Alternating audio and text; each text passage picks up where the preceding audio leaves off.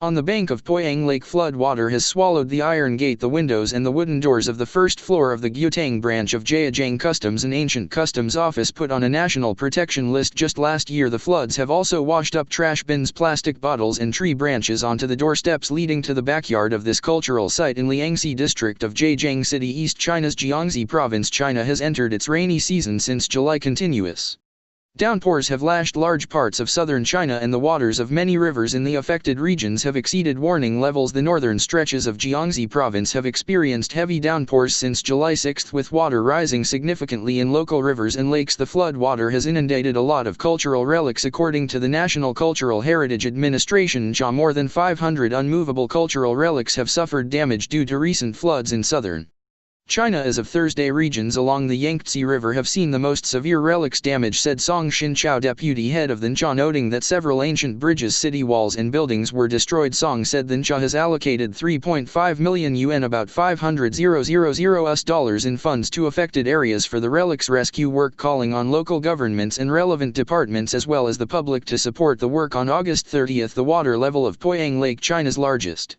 freshwater lake, exceeded the guaranteed mark of 22.43 meters, posing a grave danger to the site of the Gauteng branch of Zhejiang Customs. This year the flood water is really strong, especially at Poyang Lake, said Zhu Ping with the District Cultural Relics Protection Administration. If the site is submerged in water for too long, it will decay. The site is located in the township of Gauteng, about 13 kilometers from the city proper of Zhejiang. It sits on the foothill of the Gauteng mountain with Poyang Lake right on its east side. The site consists of 3 buildings, including a taxation office, an administration office and a dormitory building. Together they cover an area of 2,028 square meters. Its taxation history goes back to 1723 and it ceased to function in 1931. The site is the only well-preserved historic customs office in Jiangxi with considerable historic and artistic value. In 1987 it was listed as a provincial-level cultural relic under protection. The buildings attract many tourists from the city. Zhu said many come here to take pictures or appreciate the sense of history it exudes. However, the floods this year not only drove away tourists but also threatened to swallow the site. In the past, the road in front of the 2-meter-tall iron gate allowed 2 cars to pass simultaneously, Zhu said, but now the road is deep in water. A guardian in his 70s once kept watch of the site, but authorities moved him to the city to avoid the flood